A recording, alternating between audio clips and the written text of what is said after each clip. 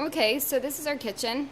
We're really lucky we have a nice big fridge. So some of the stuff in here was already here. And this is actually a good example of where you can go wrong.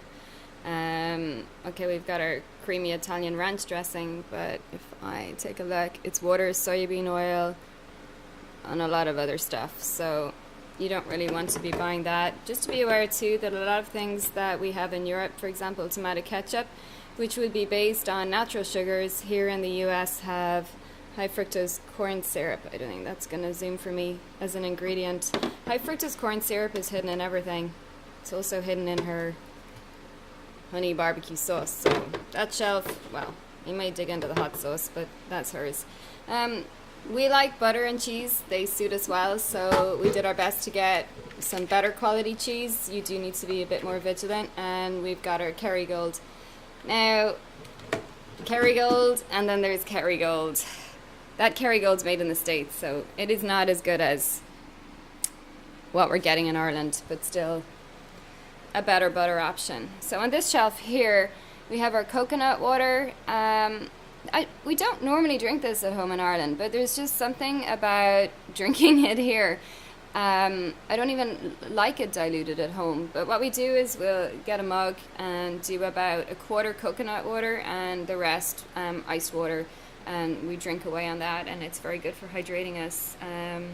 A lot of the drinks here are sugary sodas, iced teas with a lot of sugar, so you're better off just drinking water or doing what I'm doing, diluting down some coconut water. They don't really tend to have things like cordials. Like at home, we'd use a tiny drop of Ribena or elderflower concentrate. So that's kind of what we're doing, and you do need to drink a lot of water here.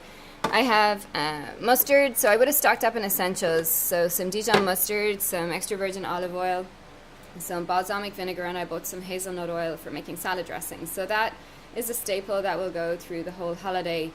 Again, when you're buying, you do need to look at the labels to make sure you're buying the quality one that's pure organic. If you need to make an organic option, like with olive oil, there can be lots of different grades. So I went for a good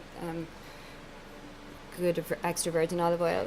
We've got our nut butters. So again, when you're buying nut butters, you need to read the ingredient label. A lot of them add in extra sugar and extra palm or peanut or other oils. So you want to get plain peanut butter and with salt. You need a lot of salt here to replenish what you're losing when you're out training. So we went for a peanut butter.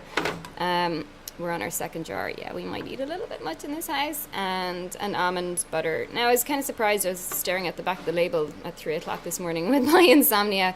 They have actually added oils into this one from unrefined cane sugar palm oil. So there you go. I just made a worse choice myself. There probably was an almond butter that was just pure almond butter. They are terribly expensive, the nut butters here, but I'll make a better choice next time. See, you get caught.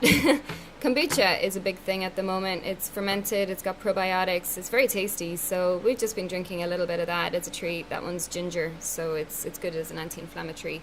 What else have I got in here? Top shelf, the remains of a salad. So we've chosen to eat a lot of salad bowls, keep it cold food, so we're not heating the body up. Even cooking in the kitchen starts to turn the place into a furnace. So in there, I think we have, if we look in, we have the leftovers of grated carrot, grated cabbage, radish, some sprouted beans.